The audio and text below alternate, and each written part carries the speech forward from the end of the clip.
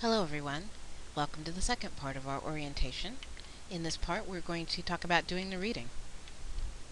Now, I will be assigning articles every week, and those articles are in our textbook, which really is just a collection of articles from various news publications. They're all numbered, and so I'll be assigning them by number, and you'll be able to see those in our class calendar.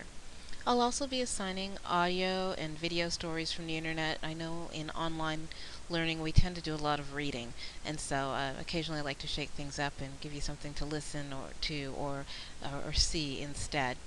There'll also be reserve articles from the library occasionally, and related websites to assist you with doing all of the various work you'll have to do with related to the readings each week. Now let's talk about actually doing the reading.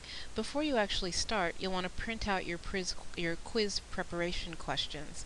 They will help you focus on some key areas and, of course, prepare you for the quiz. I will be giving you a reading guide each week, talking to you, a written guide explaining some of the key points of each reading and just giving you an overview of what I hope that you'll get out of doing the reading. And then, of course, spend a few moments doing some critical thinking about the articles and about why I've assigned them, because it's not random. I'm not just tossing articles out there. There's a point, there's a path that I want you to travel to learn about the global environment, and that's why why I assign the readings that I do, and I want you to think about that. And the book actually helps you. So let's take a look at the first part of the book. Let's see, I don't know if I can get my little pointer in here.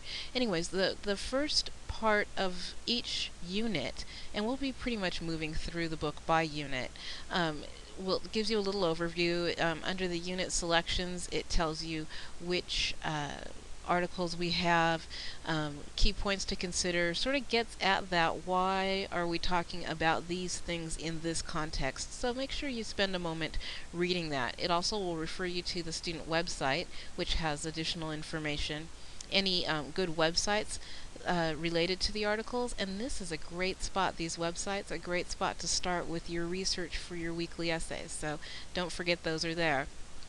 And then, as you see on the left or the right side, there's an overview of what this unit is about, and talking about each of the articles in the unit in the context of the overall idea. So really, your book sets out a lot of what you what you need to know right from the get-go, making things a lot easier for you.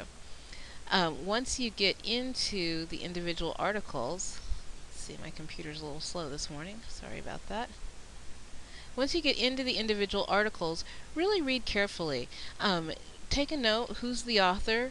At the back of each article, they give a little bit more about the author and the publication. Think about what publication is it coming from? Why should you trust information about the publication? Is it a liberal or a conservative publication? What sorts of points of view might they be trying to put forward?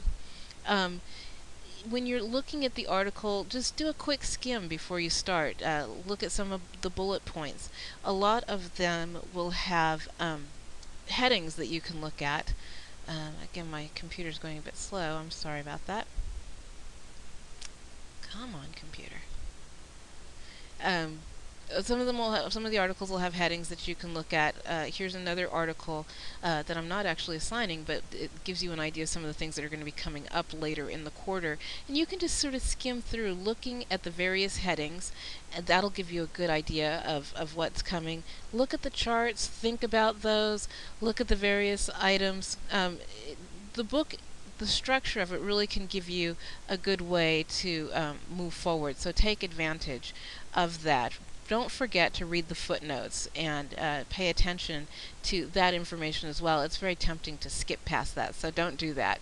Again, be active, take notes. A lot of times in online classes, people think you can just read and absorb, but no, take notes, read the titles and subtitles, highlight important concepts, do have a dictionary, and ask yourself some questions about the reading to make sure that you really are absorbing it. It'll help everything make a lot more sense.